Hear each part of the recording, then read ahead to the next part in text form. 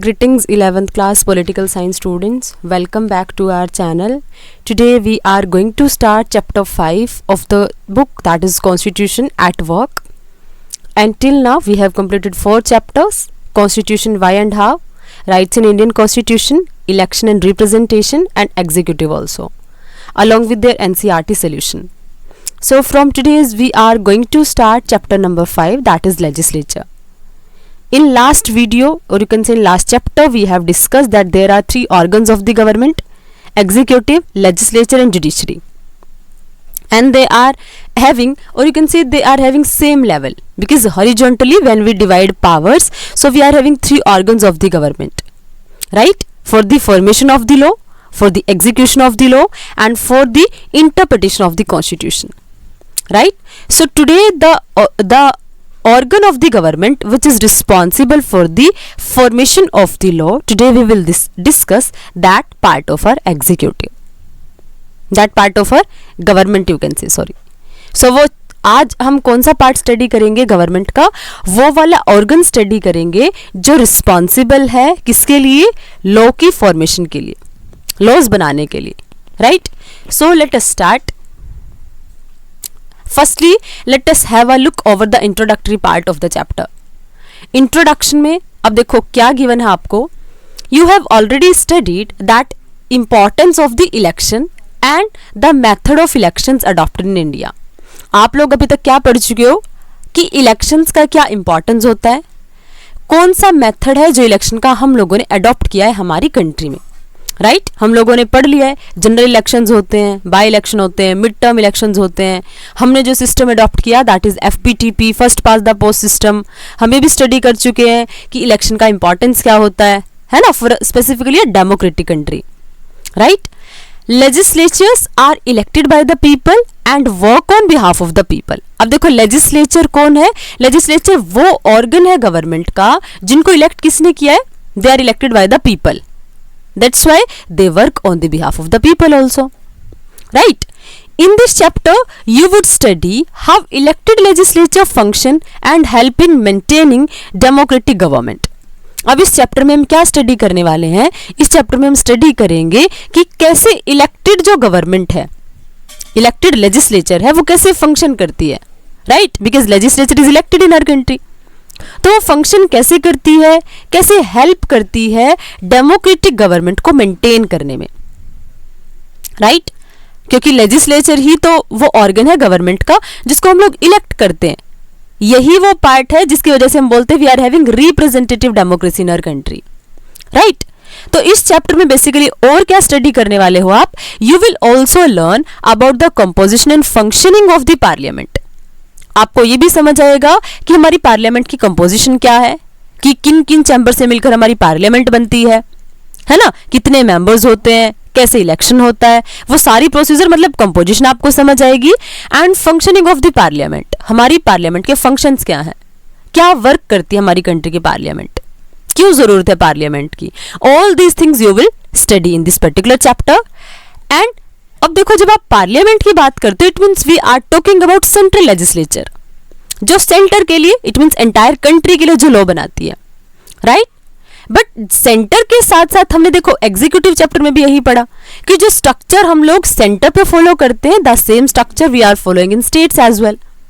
As we are having president, so in the states we are having governor. As we are having prime minister central level, we are having chief minister on state level. As we are having legislature in the form of parliament on central level, so we will be having state legislatures also. आप लोग MP को elect करते हो तो साथ साथ आप MLAs को भी इलेक्ट करते हो, राइट? तो आप सिर्फ सेंट्रल लेजिस्लेचर के बारे में, सिर्फ पार्लियामेंट के बारे में नहीं स्टडी करोगे, बल्कि स्टेट लेजिस्लेचर के बारे में भी डिस्कस करोगे, स्टडी करोगे. And their importance in democratic government, एक डेमोक्रेटिक गवर्नमेंट में इसका क्या इंपॉर्टेंस है, ये भी चीजें आप स्टडी करोगे. Okay, after reading this chapter you would know, आपको क्या समझ आ जाएगा इस चैप्टर को रीड करने के बाद, the importance of the legislature, कि लेजिस्लेचर का इंपॉर्टेंस क्या होता है, the functions and powers of the parliament of India, हमारी कंट्री की जो पार्लियामेंट है उसका क्या फंक्शन है, क्योंकि देखो हर एक कंट्री की स्ट्रक्चर अलग अलग है, हर एक कंट्री में कुछ स्पेसिफिक क्वालिफिकेशंस होती है, कुछ स्पेसिफिक फीचर्स होती हैं, उसके बिहाफ पे वहां की लेजिस्लेचर फंक्शन करती है। तो हमारी कंट्री के अकॉर्डिंग हमारी लेजिस्लेचर के, हमारी पार्लियामेंट के क्या क्या पावर्स हैं, क्या क्या फंक्शंस हैं। What is the law making procedure in our country, हमारी कंट्री की लॉ मेकिंग प्रोसीजर क्या है। How the parliament controls the executive, और पार्लियामेंट एग्जीक्यूटिव को कंट्रोल कैसे करती है। हमने एग्जीक्यूटिव चैप्टर में पढ़ा था ना, that executive is answerable towards legislature. तो इस चैप्टर में हम क्या स्टडी करेंगे कि वो कंट्रोल होता कैसे है। उस चैप्टर में हम लोगों ने क्या डिस्कस किया, no confidence motion we have discussed. तो क्या सिर्फ एक नो कॉन्फिडेंस एक सिंगल मेथड होता है एग्जीक्यूटिव को कंट्रोल करने का? No, there are a lot of methods by which we ensure answerability, accountability of the executive, right. तो कौन से मेथड है जिसके थ्रू हमारी पार्लियामेंट हमारी एग्जीक्यूटिव को कंट्रोल करती है। And how the parliament regulate itself, और हमारी पार्लियामेंट खुद को भी रेगुलेट कैसे करती है, राइट। तो ये सारी चीजें इस चैप्टर को रीड करने के बाद you will be able to answer. Fine, so should we start now? Okay, let us start. Why do we need a parliament. अब सबसे फर्स्ट क्वेश्चन तो यही आता है कि हमें एक्चुअल में पार्लियामेंट की जरूरत क्यों है।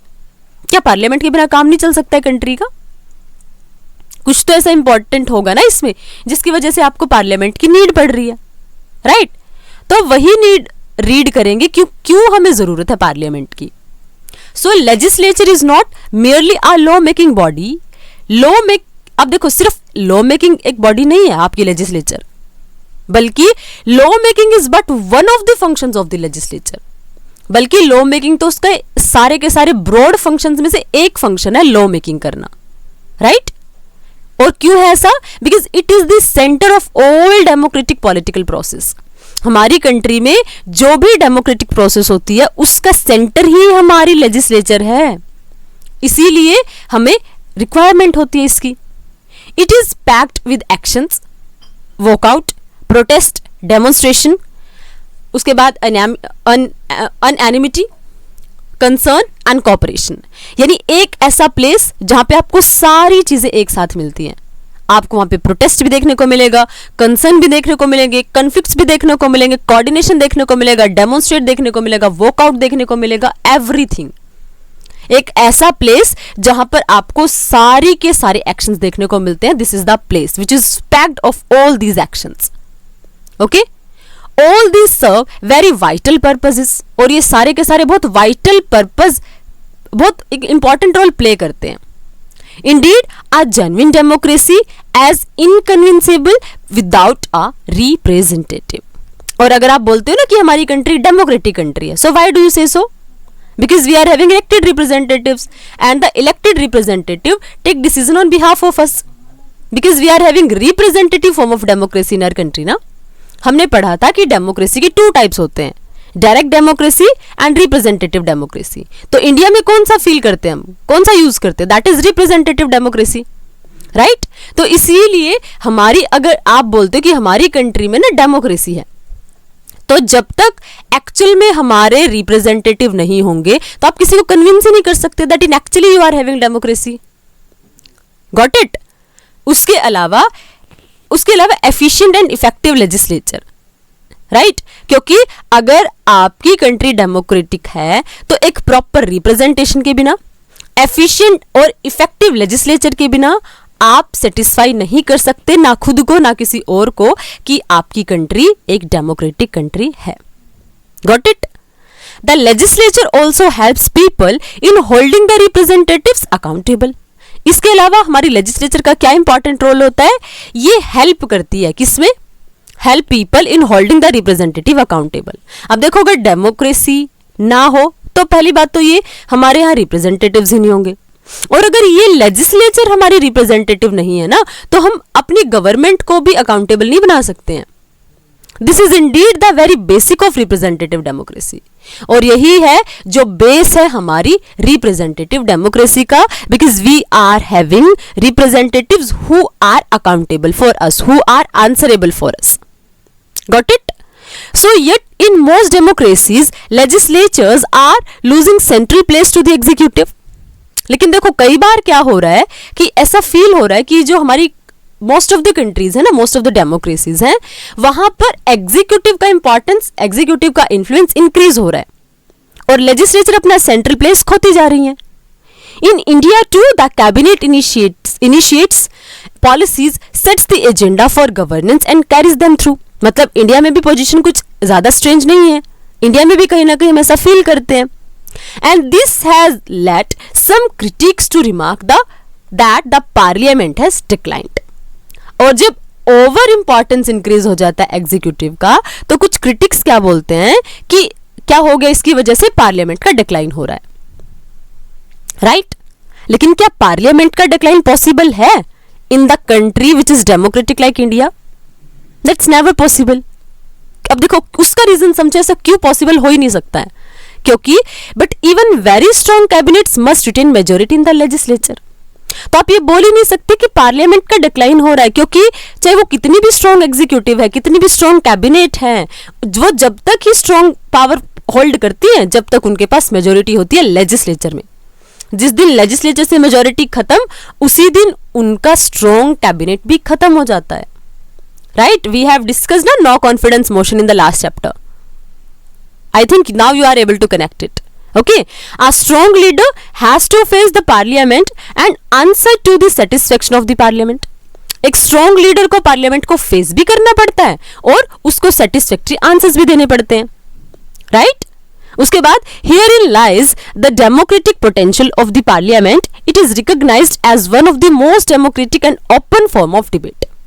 जब आप बात करते हो ना कि हमारी कंट्री की जो लेजिस्लेचर है, हमारी कंट्री की जो पार्लियामेंट है, उसका डेमोक्रेटिक पोटेंशियल कैसा है, क्योंकि अब देखो ये वो प्लेस है जो आपको स्पेस प्रोवाइड करवाता है डिबेट करने के लिए, है ना. आपने देखा है लीडर्स की डिबेट चलती है, तो यही वो प्लेस है ना जहां आप एक पर्टिकुलर एक सिंगल पॉइंट के पॉजिटिव नेगेटिव सारे एस्पेक्ट्स को फाइंड आउट कर सकते हो. Right? On account of its composition, it is the most representative of all the organs of the government. और जब आप बात करते हो गवर्नमेंट के ऑर्गन्स की बारे में, लेजिस्लेचर, एग्जीक्यूटिव और जुडिशरी, तो जो हमारी लेजिस्लेचर है ये क्या है, सबसे रिप्रेजेंटेटिव ऑर्गन है गवर्नमेंट की, क्योंकि एग्जीक्यूटिव इसी से निकलती है. राइट? और जुडिशरी में ह्यूमन बींग्स, मतलब फॉर बीइंग अ सिटीजन हमारा कोई कॉन्ट्रीब्यूशन नहीं होता है. राइट? तो लेजिस्लेचर क्या है, सबसे रिप्रेजेंटेटिव ऑर्गन है गवर्नमेंट का. It is above all vested with the power to choose and dismiss the government. Right?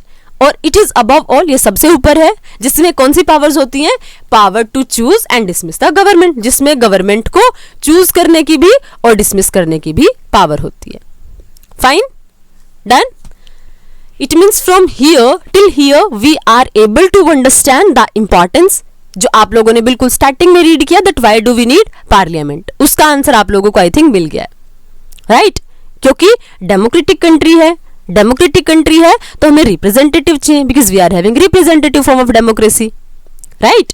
और ये वो ऑर्गन है जो सबसे ज्यादा स्ट्रॉन्ग पोजीशन होल्ड करता है. क्यों? क्योंकि अगर लेजिस्लेचर में मेजोरिटी नहीं है तो any government will not be able to work. Right? इसीलिए क्या है, ये ऑर्गन बहुत ज्यादा पावरफुल है और हमारी कंट्री की कंप्लीट ग्रोथ के लिए, कंप्लीट डेमोक्रेटिक वैल्यूज के डेवलपमेंट के लिए और लोगों को एक कंप्लीट रिप्रेजेंटेशन देने के लिए हमें रिक्वायरमेंट होती है एक पार्लियामेंट की. समझ आया? अब देखो यहां पर ना कुछ एग्जांपल्स गिवन है आपको, उन एग्जांपल्स के बिहाफ पे आप लोगों को समझ आएगा दैट इंपॉर्टेंस. ओके, आप लोगों को समझ आएगा कि लेजिस्लेचर का क्या इंपॉर्टेंस होता है, कैसे एग्जीक्यूटिव कंट्रोल हो जाती है लेजिस्लेचर की हेल्प से. ओके, तो यहां पे आपको ना क्या दी गई, कुछ न्यूज़पेपर की रिपोर्ट्स गिवन है. Consider these newspaper reports and then think what would happen if there were no legislatures. आपको स्टेटमेंट्स गिवन है, कुछ इंसिडेंट्स गिवन है और आपको बोला गया कि सोचो अगर लेजिस्लेचर ना होते तो पोजीशन क्या होनी थी.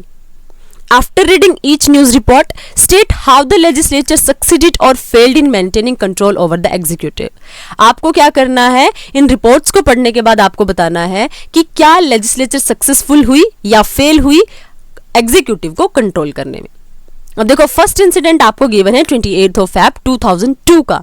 ये किसका है, इसमें देखो क्या इंसिडेंट गिवन है, the union finance minister Jaswant Singh announced in the union budget proposal an increase of ₹12 in the price of a 50 kg bag of urea and a smaller increase in the price of 2 other fertilizers which constituted about 5% rise in the prices.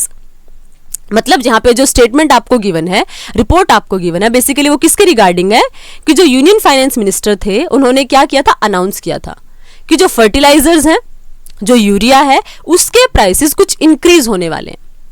Okay, the current urea price of ₹4,830 a ton carries a subsidy of as much as 80%. और जो मतलब subsidy कितनी हो सकती थी, 80% तक हो सकती थी. ओके, जो मतलब किसके ऊपर हो सकती थी, वो 1 टन वाले प्राइस के ऊपर.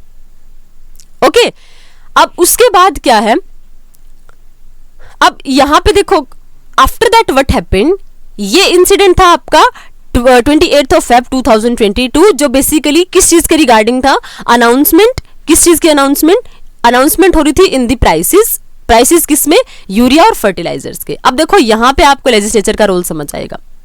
अब इस अनाउंसमेंट होने के कुछ टाइम के बाद 11 March 2002 the finance minister had to roll back the increases in fertilizer prices under intense opposition pressure. और ये रिपोर्ट किसकी है, हिंदू की, the Hindu.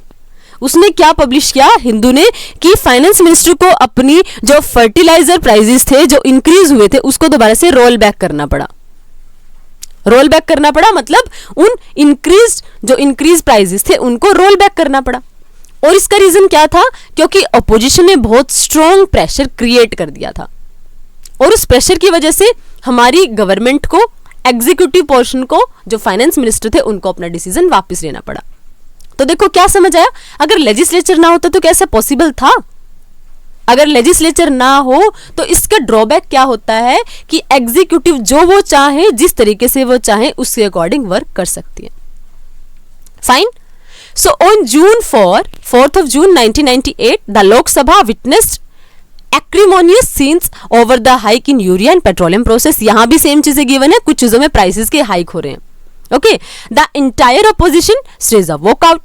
The issue rocked the house for 2 days, leading to walkout by opposition. मतलब यहाँ भी क्या हो रहा था, यूरिया पेट्रोलियम के प्राइसेस हाई हो रहे थे और इसकी वजह से क्या हुआ, अपोजिशन प्रोटेस्ट में खड़े हो गए.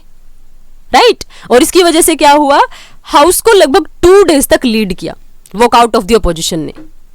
उसके बाद finance minister in his budget proposal had proposed a hike of 50 paisa per kilogram of urea to reduce subsidy on it. अब देखो क्या किया, सब्सिडीज ऑलरेडी गिवन थी बट उस सब्सिडीज को रिड्यूस करने के लिए क्या बोला गया कि 50 पैसा पर केजी जो यूरिया के प्राइसेस होंगे वो हाई हो जाएंगे. ओके, उसके बाद फिर क्या हुआ, This forced the finance minister, Mr. Yashwant Sinha, to roll back the hike in urea prices. Okay, अब देखो फिर क्या हुआ. अब उसके बाद प्रेशर हुआ. प्रेशर किसका जनरेट हुआ, हमारी लेजिस्लेचर का. और उसके बाद उनको भी जो उन्होंने यूरिया प्राइसेस में हाइक बोला था वो सारी की सारी चीजें रोल बैक करनी पड़ी.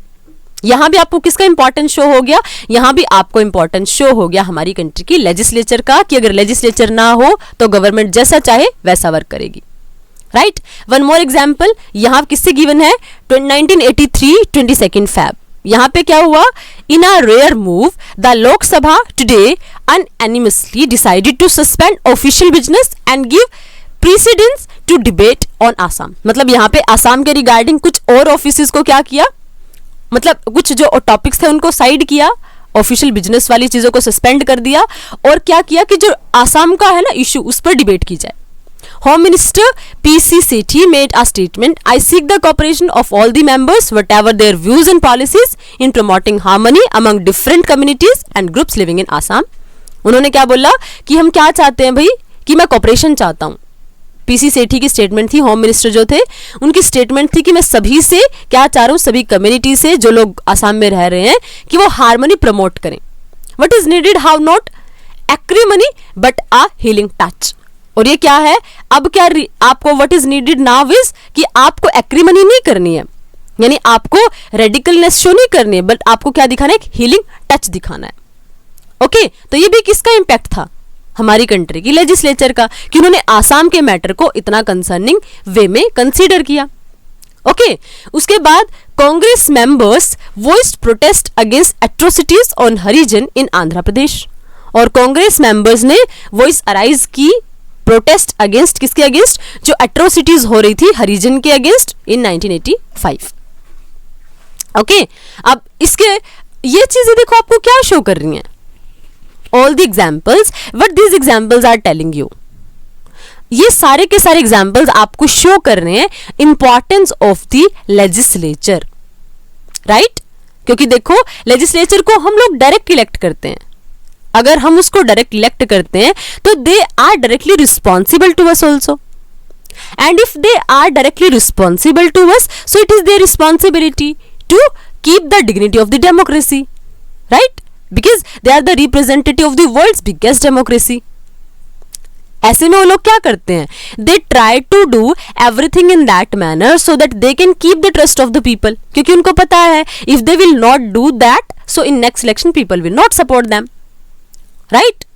और इसीलिए हमारे कॉन्स्टिट्यूशन फ्रेमर्स ने ऐसा स्ट्रक्चर फ्रेम किया था हमारी कंट्री का, so that we can ensure accountability and answerability of our elected representatives, और इसी बिहाफ पे हमारे रिप्रेजेंटेटिव्स क्या होते हैं, हमारे लिए आंसरेबल होते हैं, right. And because they are representing us on central level also, so वो क्या करते हैं, वो गवर्नमेंट को ऐसा कोई डिसीजन लेने से भी स्टॉप करते हैं कि जिसकी कोई नेगेटिव इंपैक्ट पड़ेगा हमारे ऊपर, राइट। आप प्रेजेंट का एग्जांपल देख लो, जैसे फार्मर लॉ रिपील हुए, although the citizens, common citizens of the country protested a lot, but कहीं ना कहीं जो प्रेशर था, हालांकि ऑपोजिशन इतनी ज्यादा स्ट्रॉन्ग पोजीशन में नहीं है, but even then they showed the reality to the government कि ये कहीं ना कहीं प्रॉब्लमेटिक हो सकते हैं, and with the pressure of common citizens and the legislature the government had to repeal the law. Okay तो मतलब जितनी लेजिस्लेचर अवेयर है कंट्री की, उतना ही हमारी कंट्री इफेक्टिवली वर्क करेगी, right. And why is it important, because we are a democratic country, और अगर डेमोक्रेटिक कंट्री में पीपल के सेंटिमेंट्स को रिप्रेजेंटेशन नहीं मिलेगा, उनकी डिमांड्स को प्लेस नहीं मिलेगा, so there is no use of that particular democracy, right. तो मतलब आपकी लेजिस्लेचर कितने सक्सेसफुली, कितने इंडिपेंडेंटली वर्क कर पा रही है, it is also showing us the reality of a democratic country, right. तो मतलब अभी तक आपको क्या समझ आया कि आपको जो लेजिस्लेचर की नीड है, पार्लियामेंट की नीड है, वो क्या है कि एग्जीक्यूटिव को सही पाथ शो करने के लिए, उसके ऊपर कंट्रोल मेंटेन करने के लिए भी हमें क्या है, हमें जरूरत है एक पार्लियामेंट की, right. So I hope till here it is clear to all of you. अभी तक आप लोगों को इतना समझ आया कि आपको पार्लियामेंट की नीड क्यों है ना। लेकिन आगे हमने क्या पढ़ा था कि हम कंपोजिशन भी पढ़ेंगे, तो आगे आप रीड करोगे कि हमें 2 हाउसेस की क्या जरूरत है, क्योंकि we are having Lok Sabha and Rajya Sabha ना। तो नेक्स्ट वीडियो में हम स्टडी करेंगे कि हमें पार्लियामेंट की तो चलो मान लिया नीड है, बट क्या 2 हाउसेस की नीड है, सेकेंड हाउस का क्या इंपॉर्टेंस होता है, all these things we will discuss in next video. I hope till here everything is completely clear to all of you. If you are having any kind of doubts and query, feel free to ask your question in comment section.